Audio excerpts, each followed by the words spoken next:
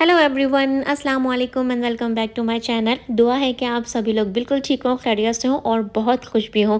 अल्हम्दुलिल्लाह हम लोग भी यहाँ पे बिल्कुल ठीक हैं, खैरियत से हैं। और यहाँ पर बन रहा है लंच।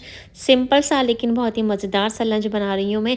लंच में मैं बना रही हूँ माश की दाल, और बहुत सिंपल सी रेसिपी से मैं माश की दाल बनाती हूँ। माश की दाल को अच्छी तरह से वॉश करके सिर्फ सॉल्ट डाल के मैं उसको गला लेती हूँ और बस फिर भंगार लगाती हूँ। उसके लिए मैंने एक फ्राई पैन में ऑयल लिया है, प्याज ली है, और जब जो प्याज है अच्छी तरह से गोल्डन ब्राउन हो जाती है तो मैं उसमें साबुत वाली गोल मिर्च डालती हूँ और हरी मिर्चें भी डालती हूँ। फिर उसका भंगार लगा देती हूँ।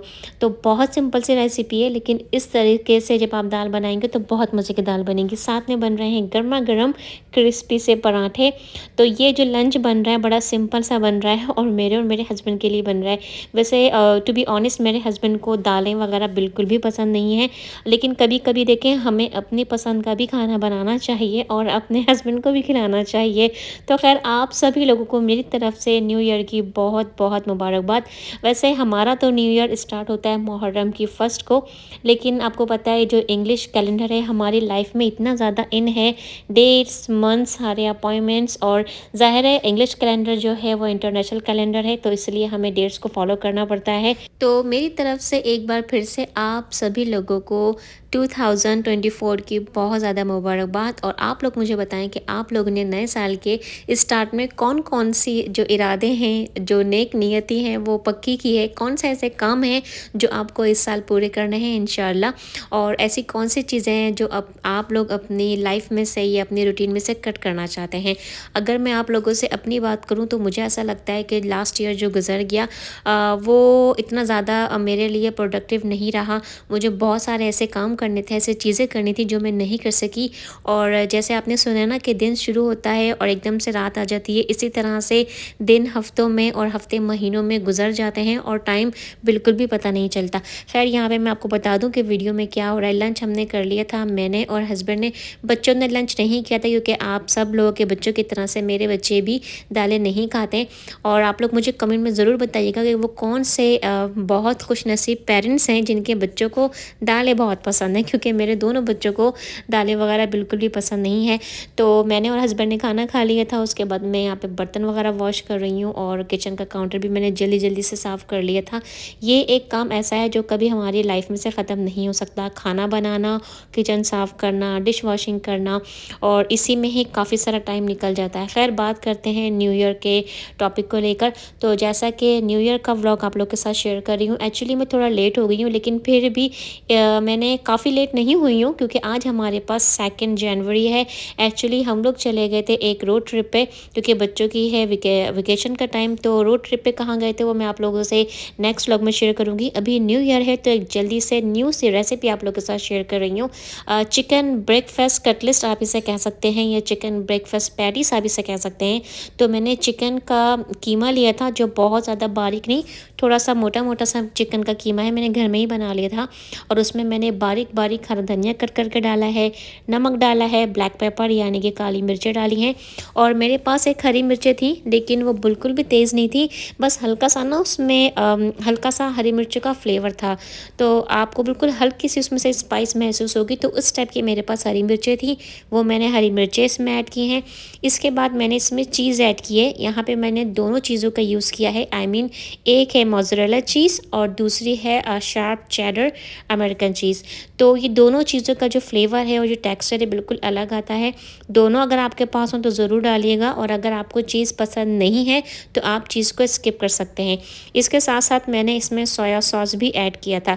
मैंने सिंपल मसालों से ये चिकन की पैटीज़ बनाई थी जो बहुत मज़े की बनी थी। अच्छा, यहाँ पर ना मेरे पास ना ब्रेड क्रम्स नहीं थे, अगर आपके पास हो तो आप लोग ज़रूर डालिएगा, और ब्रेड क्रम्स डालने से ना इसका फ्लेवर बहुत अच्छा आएगा। एक्चुअली मेरे पास अभी इतना टाइम नहीं था और दोनों बच्चों को बहुत ज़्यादा भूख लग रही थी, तो मैंने जल्दी जल्दी से ये चिकन के चीज़ पैटीज़ बनाए हैं। तो अगर आप लोग पहले से प्लान करके बनाएं तो इसमें ब्रेड क्रम्स ज़रूर ऐड कीजिएगा। तो बहुत मज़े की ये चिकन की पैटीज़ बनी थी, बहुत सॉफ्ट थी, जूसी भी बनी थी।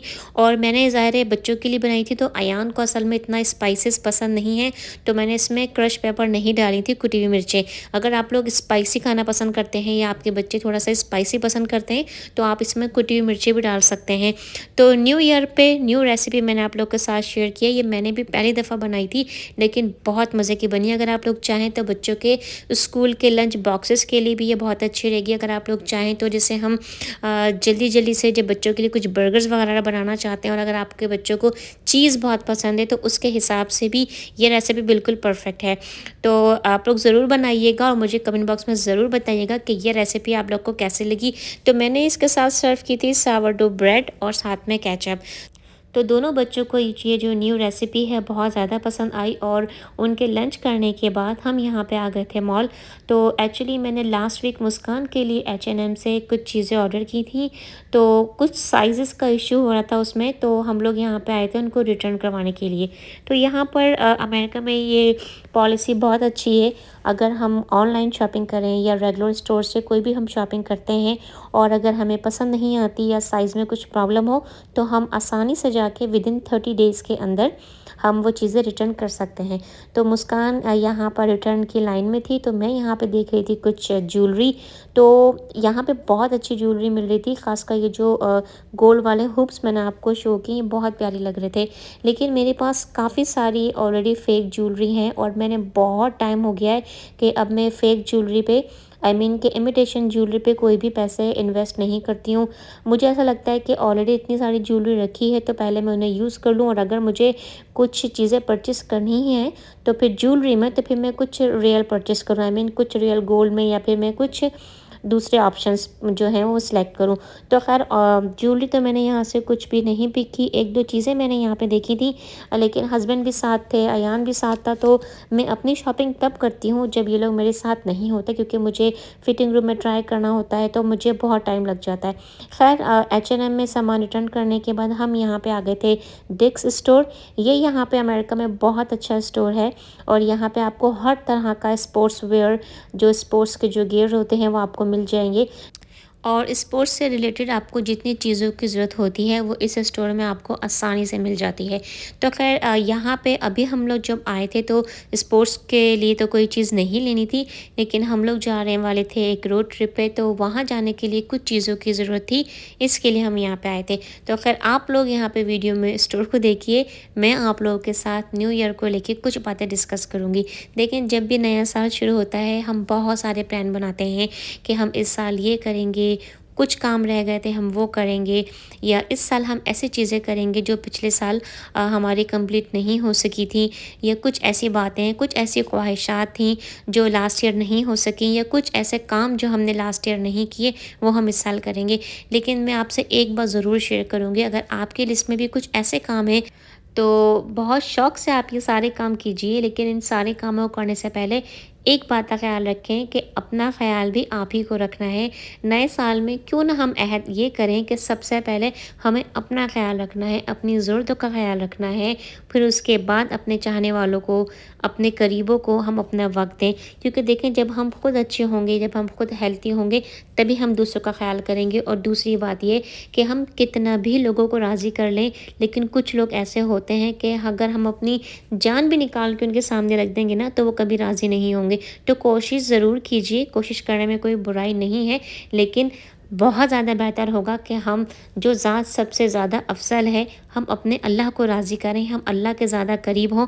और जब अल्लाह हमारे करीब होगा, जब अल्लाह हमसे राज़ी होगा, तो हमारे सारे बिगड़े काम, हमारे अधूरे काम, हमारी जो छोटी-छोटी सी जो बातें हैं, जो ख्वाहिशात हैं, वो सभी पूरी हो जाएँगी।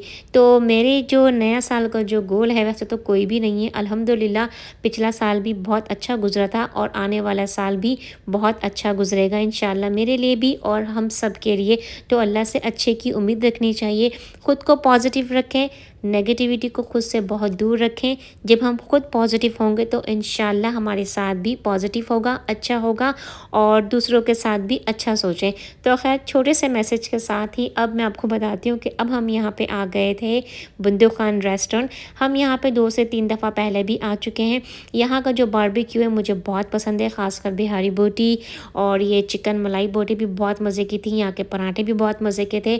अगर आप लोग सैन फ्रांसिस्को से या बे एरिया के एरिया से मुझे देख रहे हैं तो और अगर आप लोगों ने अभी तक बुंदू खान ट्राई नहीं किया है तो ज़रूर ट्राई कीजिएगा, आपको बहुत अच्छा लगेगा। अच्छा, यहाँ पर मैं आपको एक अच्छी सी बात ये भी बताती हूँ कि मैं जब भी बुंदू खान आती हूँ तो मुझे एक अजीब सी खुशी होती है और वो खुशी इसलिए होती है कि मेरे मरहूम दादा का नाम भी जो था वो बुंदू खान ही था। तो मैं जब भी यहाँ पे आती हूँ तो घर जाके अपने बहन भाइयों को कहती हूँ कि आज ना मैं दादा के रेस्टोरेंट से खाना खा के आ रही हूँ। खैर ये तो हुआ एक छोटा सा मजाक। तो रेस्टोरेंट में खाना एंजॉय करने के बाद हम यहाँ पे आ गए थे घर पर और आजकल मुस्कान को मेरे साथ कुकिंग करने का, बेकिंग करने का बहुत ज़्यादा शौक हुआ है। तो क्विक सी रेसिपी आप लोग के साथ शेयर कर रही हूँ। यहाँ पे मैंने और मुस्कान ने लिए थे डॉन के फ्रोज़न पराठे और साथ में हमने न्यूट्रेला को हल्का सा मेल्ट कर लिया था। पराठों को कट किया था हमने 4 हिस्सों में ट्रायंगल शेप में और न्यूट्रेला को हमने इस पे स्प्रेड करके उसको रोल कर लिया था। रोल करने के बाद हम इसको बेक करेंगे ओवन में 350 डिग्रीज़ पे बेक करेंगे जब तक ये अच्छी तरह से क्रिस्पी और क्रंची ना हो जाए। जब ये अच्छी तरह से बेक हो गए थे हमने न्यूट्रेला को दोबारा से मेल्ट करके इस पे हल्का सा ड्रिज़ल कर दिया था। बहुत आसान रेसिपी है लेकिन बहुत मज़े की बनी थी। आज का व्लॉग यहीं पे एंड करूँगी। वीडियो अच्छी लगी हो तो लाइक ज़रूर कीजिएगा। चैनल पर नए हैं तो सब्सक्राइब ज़रूर कीजिए। अपना बहुत ज़्यादा ख्याल रखें। नेक्स्ट व्लॉग में आप सभी लोगों से बहुत जल्द मुलाकात होगी। अल्लाह हाफ़िज़।